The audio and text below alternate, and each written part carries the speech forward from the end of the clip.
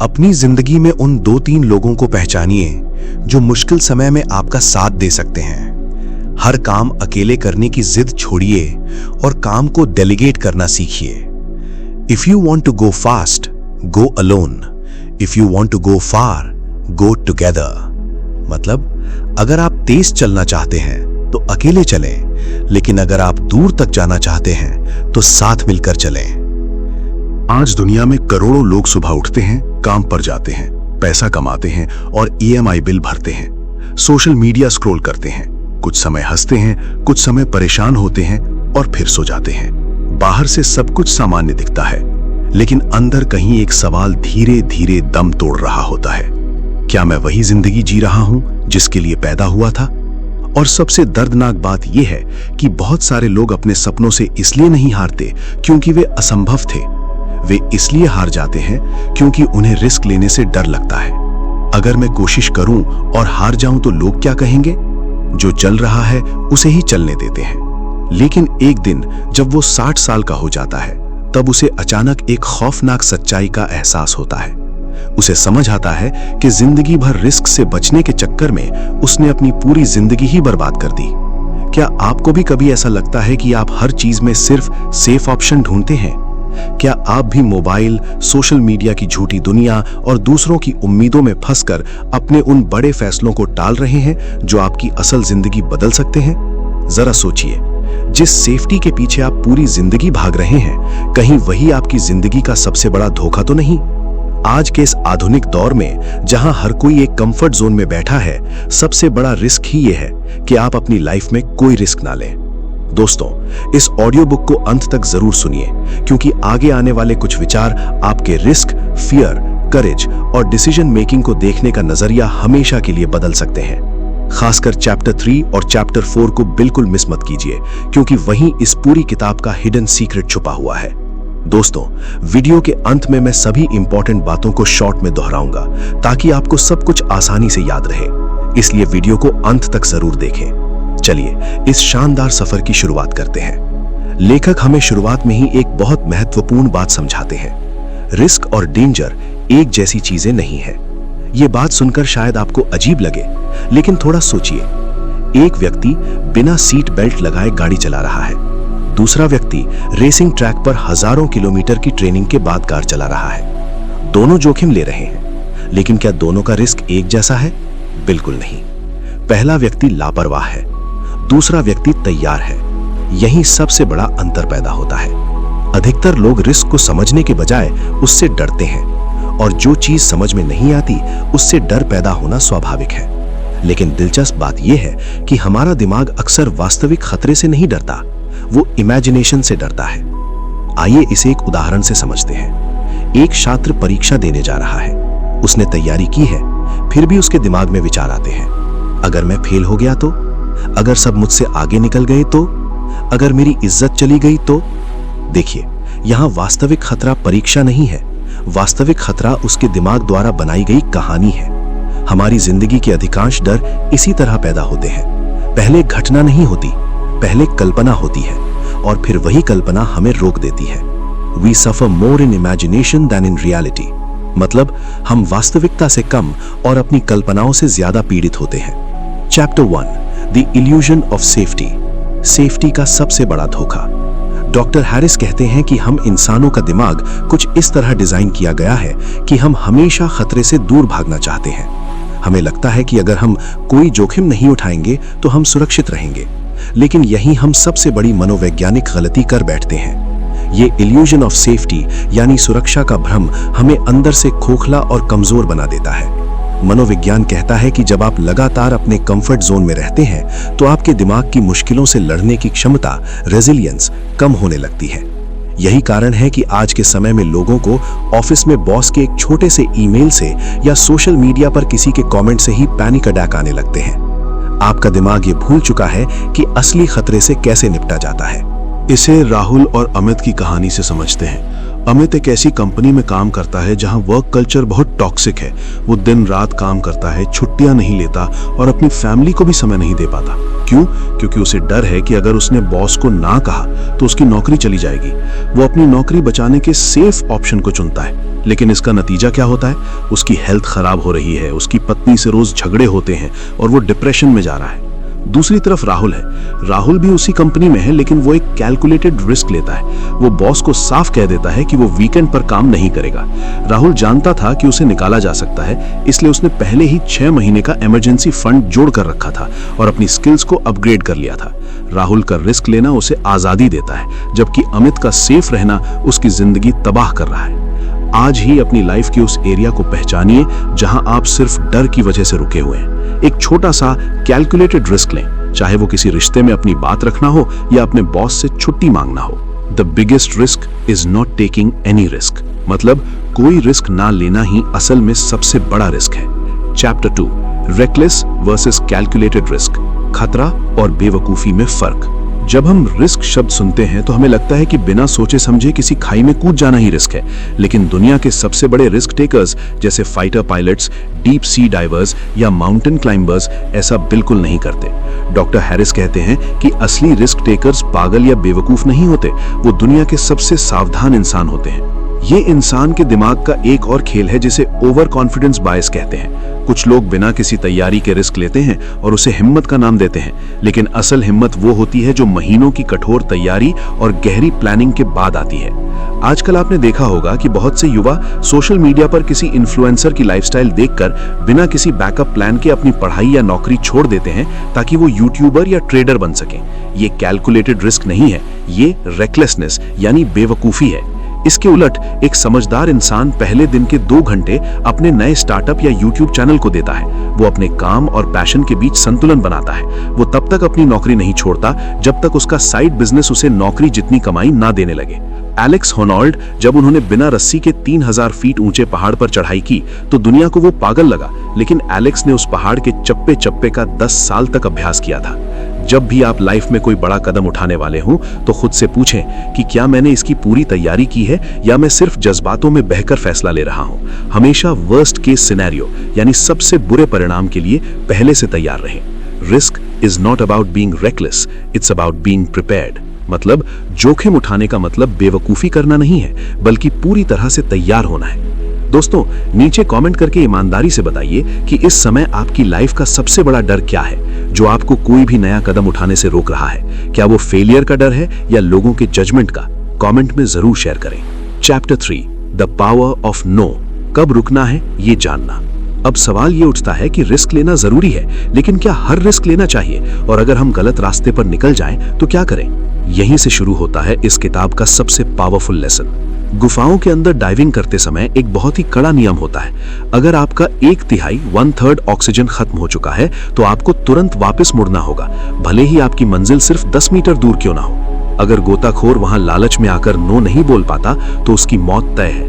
मनोविज्ञान में इसे संक कॉस्ट फैलेसी कहते हैं। ये इंसानी दिमाग की एक बहुत बड़ी कमजोरी है। जब हम किसी काम, किसी रिश्ते या किसी प्रोजेक्ट में अपना बहुत सारा पैसा, समय या भावनाएं यानी इमोशंस लगा देते हैं तो हम उसे छोड़ नहीं पाते। हमें लगता है कि मैंने अपने 5 साल इस इंसान को दिए हैं, अब मैं पीछे कैसे हट सकता हूं। जरा अपने आसपास देखिए, कितने ही लोग ऐसे रिलेशनशिप्स में फंसे हुए हैं जो पूरी तरह से टॉक्सिक हो चुके हैं। पति पत्नी एक ही छत के नीचे अजनबियों की तरह रहते हैं, सिर्फ इसलिए क्योंकि उन्हें लगता है कि 10 साल की शादी को अब कैसे तोड़ा जाए। या फिर वो स्टूडेंट जो 5 साल से किसी सरकारी परीक्षा की तैयारी कर रहा है, उसे अंदर से पता है कि ये उसके लिए नहीं है, लेकिन समाज और परिवार के प्रेशर में वो रुकने का नाम नहीं ले रहा। उसे लगता है कि मैंने इतने साल दे दिए, अब छोड़ दिया तो लोग क्या कहेंगे। याद रखिए, समय सबसे बड़ी संपत्ति है। हम अक्सर ये भूल जाते हैं कि हर गुजरते दिन के साथ हमारी जिंदगी कम हो रही है। लोग अक्सर गलत चीजों पर अपनी जिंदगी खर्च कर देते हैं। जो चीजें सबसे ज्यादा मायने रखती हैं, उन्हें हम अक्सर सबसे कम समय देते हैं। अपनी जिंदगी में हर काम का एक कट ऑफ पॉइंट तय कीजिए।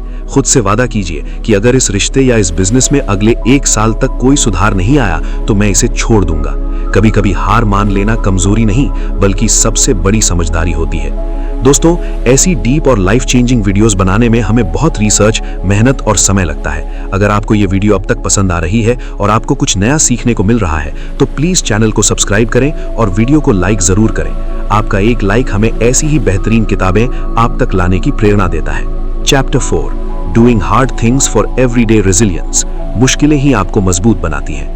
डॉक्टर हैरिस कहते हैं कि जब वो गुफाओं के अंदर घने अंधेरे और पानी के बीच होते हैं जहां मौत उनके सिर्फ 1 कदम की दूरी पर होती है तो उन्हें एक अजीब सी शांति महसूस होती है।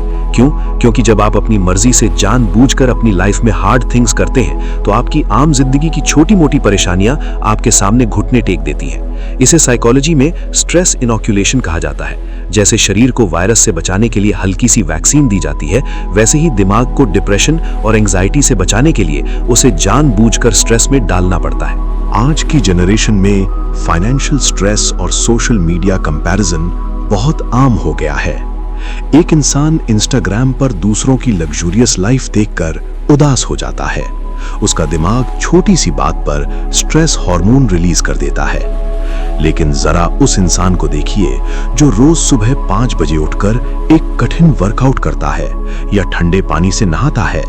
वो इंसान रोज सुबह अपने दिमाग को ट्रेनिंग दे रहा है कि मुझ में मुश्किल चीजों को सहने की ताकत है। जब ऐसे इंसान के सामने ऑफिस का बॉस चिल्लाता है या कोई आर्थिक परेशानी आती है तो उसका दिमाग शांत रहता है। उसे पता होता है कि उसने इससे भी बुरे हालात अपनी मर्जी से झेले हैं। Small disciplines repeated every day create extraordinary results। मतलब हर दिन दोहराए गए छोटे छोटे अनुशासन असाधारण परिणाम पैदा करते हैं। आज से ही वॉलंटरी डिस्कम्फर्ट यानी जानबूझकर असुविधा की आदत डालें। लिफ्ट की जगह सीढ़ियों का इस्तेमाल करें। रोज एक ऐसा काम करें जिससे आपको थोड़ा डर लगता है, या जब भी जंक फूड खाने का मन करे तो अपने दिमाग को कंट्रोल करें। ये छोटी छोटी जीतें आपको अंदर से इतना मजबूत बना देंगी कि बड़ी परेशानियां आपको छू भी नहीं पाएंगी। अगर आप भी आज से अपनी लाइफ के कंफर्ट जोन को छोड़कर मजबूत बनना चाहते हैं तो कमेंट में करेज जरूर लिखिए। देखते हैं हमारी बुक बाइट ऑडियो फैमिली में कितने लोग सच में बदलाव के लिए तैयार हैं। Chapter 5, fear is a compass not a stop sign. डर आपका दुश्मन नहीं, गाइड है। किताब का अंतिम और सबसे गहरा निष्कर्ष ये है कि डर यानी फियर कोई ऐसी चीज नहीं है जिसे आपको खत्म करना है। दुनिया का सबसे बहादुर इंसान भी डरता है, लेकिन फर्क सिर्फ इतना है कि आम इंसान डर को एक स्टॉप साइन यानी रुकने का इशारा मानता है, जबकि एक रिस्क टेकर डर को अपना कंपस मानता है। जब हमें डर लगता है तो हमारे दिमाग का एमिगडाला एक्टिवेट हो जाता है और हमें फाइट और फ्लाइट मोड में डाल देता है। अगर आप इस भावना को सही दिशा में मोड़ दें तो यही डर आपकी सबसे बड़ी ताकत बन जाता है। डर आपको बताता है कि वो कौन सा काम है जो आपके लिए इस वक्त करना सबसे ज्यादा जरूरी है। मान लीजिए आपको एक बहुत बड़ी मीटिंग में प्रेजेंटेशन देनी है। आपको पसीना आ रहा है, दिल की धड़कन तेज है। एक आम एम्प्लॉई इसे पैनिक अटैक मानेगा और सोचेगा कि मैं बीमार पड़ जाऊं तो बच जाऊंगा। वो प्रोक्रेस्टिनेशन का सहारा लेगा और अपना सारा समय फोन पर रील्स स्क्रॉल करने में बर्बाद कर देगा ताकि उसे उस डर का सामना न करना पड़े। लेकिन एक लीडर इस डर को अलग तरह से देखता है। वो कहता है, मुझे डर लग रहा है, इसका मतलब है कि ये मीटिंग मेरे करियर के लिए बहुत इंपॉर्टेंट है, मुझे और ज्यादा तैयारी करनी चाहिए। Where focus goes, energy flows। मतलब जहां आपका ध्यान जाता है वहीं आपकी ऊर्जा बहती है। अगर आपका फोकस डर से भागने पर होगा तो आपकी ऊर्जा एंजाइटी बन जाएगी, लेकिन अगर आपका फोकस अपनी तैयारी पर होगा तो वही ऊर्जा आपका कॉन्फिडेंस बन जाएगी। व्यस्त होना और प्रोडक्टिव होना अलग बात है। अगर आप अपना पूरा दिन अपने डर से भागने में बिता रहे हैं तो आप व्यस्त तो हैं, लेकिन आपने असल में कुछ अचीव नहीं किया है। अगली बार जब किसी काम को करने में आपको घबराहट हो तो खुद से कहें, मैं डरा हुआ नहीं हूं, मैं एक्साइटेड हूं। अपने दिमाग की इस ऊर्जा को डरने में नहीं बल्कि उस काम की गहरी तैयारी करने में लगा दें। Chapter 6, the lone wolf myth. अकेले रिस्क लेना बेवकूफी है।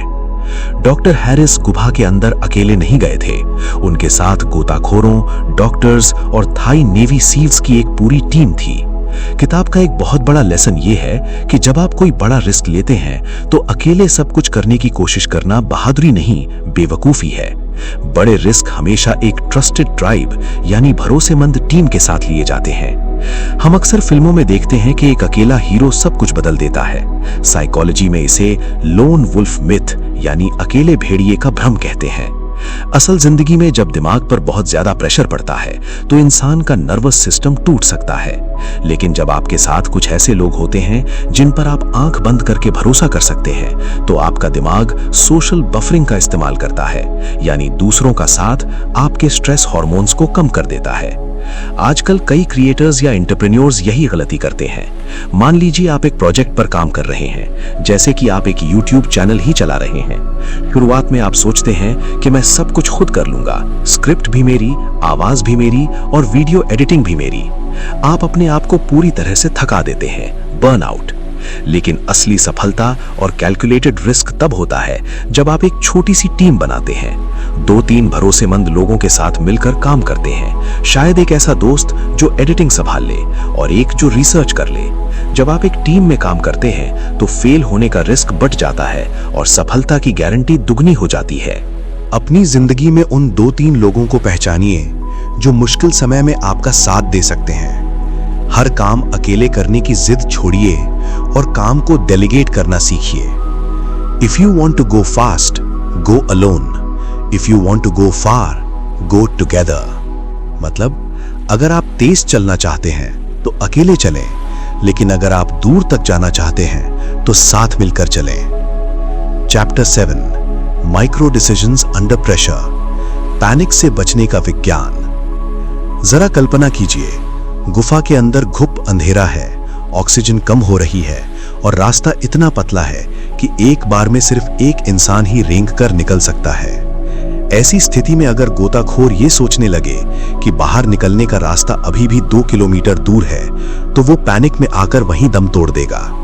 डॉक्टर हैरिस कहते हैं कि रिस्क टेकर्स कभी पूरी पिक्चर एक साथ नहीं देखते, वे सिर्फ अपने अगले कदम पर फोकस करते हैं। जब हम किसी बहुत बड़ी चुनौती को एक साथ देखते हैं तो हमारे दिमाग में कॉग्निटिव ओवरलोड हो जाता है। दिमाग काम करना बंद कर देता है और हम घबराहट यानी टनल विजन का शिकार हो जाते हैं। इसे टालने का एकमात्र तरीका है चीजों को छोटे छोटे टुकड़ों में बांटना।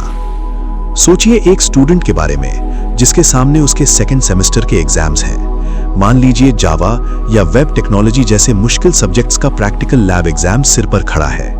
अगर वो स्टूडेंट पूरा सिलेबस, कोडिंग के सारे एरर्स और पास फेल होने का डर एक साथ सोचेगा तो वो किताब खोलते ही बंद कर देगा, वो सो जाएगा या फोन चलाने लगेगा। लेकिन इस किताब का लेसन कहता है कि उसे सिर्फ माइक्रो डिसीजंस लेने हैं। मुझे अभी पूरा सिलेबस खत्म नहीं करना है, मुझे सिर्फ अगले 30 मिनट तक एक छोटा सा जावा अरे का प्रोग्राम रन करना है, बस।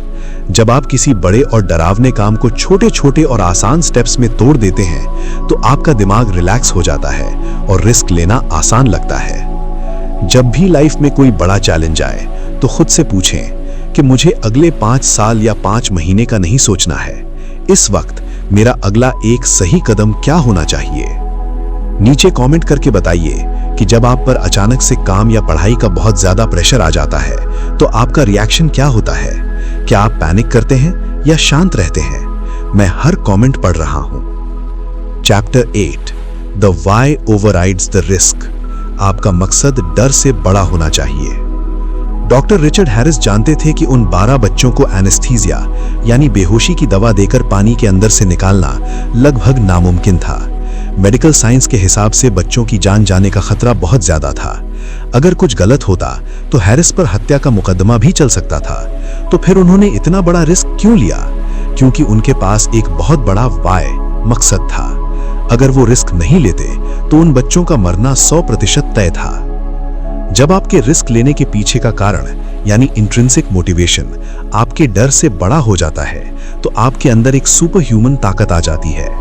मनोविज्ञान इसे पर्पस ड्रिवन एक्शन कहता है। मान लीजिए एक मिडिल क्लास परिवार का इंसान एक बहुत ही आम सी नौकरी कर रहा है। वो अंदर ही अंदर जानता है कि उसे अपनी एक अलग पहचान बनानी है, कुछ अपना शुरू करना है, लेकिन फेल होने का डर उसे रोक रहा है। फिर वो अपने छोटे से बेटे का चेहरा देखता है, अपने बूढ़े माता पिता और भाई के बारे में सोचता है। वो सोचता है कि अगर मैंने आज ये रिस्क नहीं लिया तो मेरा बेटा भी कल इसी गरीबी और स्ट्रगल में पलेगा। मुझे अपने परिवार को एक बेहतर जिंदगी देनी है। जब उसका ये मकसद यानी वाय उसके फेल होने के डर से बड़ा हो जाता है तो वो इंसान रातों की नींद त्याग देता है, नई स्किल्स सीखता है और वो कर दिखाता है जो आम लोगों को असंभव लगता है। He who has a why to live for can bear almost anyhow। मतलब जिसके पास जीने का एक मकसद है वो किसी भी तरह की मुश्किल सह सकता है। आज रात सोने से पहले खुद से एक सवाल जरूर पूछना, मैं अपनी जिंदगी में जो भी रिस्क लेना चाहता हूँ उसके पीछे का मेरा सबसे बड़ा मकसद क्या है, मैं ये किसके लिए कर रहा हूँ। अगर आपको वो मकसद मिल गया तो दुनिया का कोई डर आपको नहीं रोक पाएगा। Chapter 10 the trap of ego, अहंकार और अति आत्मविश्वास का जाल। डॉक्टर हैरिस कहते हैं कि अक्सर बड़े बड़े हादसे उन लोगों के साथ नहीं होते जो नौसिखिए होते हैं, बल्कि उनके साथ होते हैं जो अपने फील्ड के एक्सपर्ट बन चुके होते हैं। जब आप लगातार कई बार सफल होकर सही रिस्क ले लेते हैं तो आपके अंदर एक अदृश्य अहंकार आ जाता है। आपको लगने लगता है कि अब तो मुझे सब पता है, मुझसे गलती हो ही नहीं सकती। और यही वो पल है जहां आप सबसे बड़ी गलती करते हैं। मनोविज्ञान की भाषा में इसे ह्यूब्रिस या ओवर कॉन्फिडेंस इफेक्ट कहते हैं। आपका दिमाग पुरानी जीतों का जश्न मनाते मनाते नए आने वाले खतरे के सिग्नल्स को इग्नोर करना शुरू कर देता है। आपका ईगो आपके लॉजिक को अंधा कर देता है। इसे एक स्टूडेंट की कहानी से समझते हैं। मान लीजिए एक स्टूडेंट बहुत मेहनत करके अपना फर्स्ट सेमेस्टर का एग्जाम अच्छे नंबरों से पास कर लेता है। अब उसका ईगो उसे कहता है कि मैं तो बहुत स्मार्ट हूं। जब उसके सेकंड सेमेस्टर के मिड टर्म प्रैक्टिकल्स आते हैं तो वो जावा या वेब टेक्नोलॉजी की लैब प्रैक्टिस करना छोड़ देता है, ये सोचकर कि उसे तो कोडिंग के लॉजिक्स पहले से आते हैं। वो अपनी सफलता को हल्के में ले लेता है और ओवर कॉन्फिडेंस में फेल हो जाता है। या फिर शेयर मार्केट का वो इंसान जिसने लगातार 3 बार प्रॉफिट कमाया और चौथी बार अपना सारा पैसा बिना सोचे समझे लगा दिया। आप चाहे अपनी फील्ड में कितने भी माहिर क्यों ना हो जाए, हमेशा एक बिगिनर्स माइंडसेट, सीखने वाले का नजरिया बनाए रखें। हर नए रिस्क को ऐसे ट्रीट करें जैसे ये आपका पहला कदम है। अपने अनुभव पर गर्व करें लेकिन अहंकार नहीं। दोस्तों, जैसा कि मैंने शुरुआत में वादा किया था, आइए इस पूरी किताब के उन लाइफ चेंजिंग लेसन्स को कुछ पावरफुल बुलेट पॉइंट्स में समराइज कर लेते हैं ताकि आपके दिमाग में ये पूरी तरह से छप जाए। अगर आप यहां तक आ गए हैं तो इन सभी पॉइंट्स को अपने दिमाग में अच्छे से बैठा लीजिए। पहला लेसन है, सुरक्षा एक भ्रम है, इल्यूजन ऑफ सेफ्टी। हमेशा सेफ ऑप्शन चुनना और कोई रिस्क ना लेना ही जिंदगी का सबसे बड़ा रिस्क है। दूसरा लेसन है, बेवकूफी और कैलकुलेटेड रिस्क में फर्क समझिए। बिना तैयारी के कूदना बेवकूफी है, लेकिन पूरी प्लानिंग और बैकअप के साथ जोखिम लेना असली हिम्मत है। तीसरा लेसन है, नो बोलने की ताकत, संक कॉस्ट फैलेसी। सिर्फ इसलिए किसी गलत रिश्ते, जॉब या काम में मत फंसे रहिए क्योंकि आपने उसमें अपना बहुत समय दिया है। पीछे हटना भी एक कला है। चौथा लेसन है, रोज कुछ मुश्किल काम कीजिए, स्ट्रेस इनोक्यूलेशन। जानबूझकर खुद को थोड़ा अनकंफर्टेबल कीजिए ताकि आपका दिमाग बड़ी मुश्किलों को आसानी से झेल सके। पांचवा लेसन है, डर आपका कंपस है, स्टॉप साइन नहीं।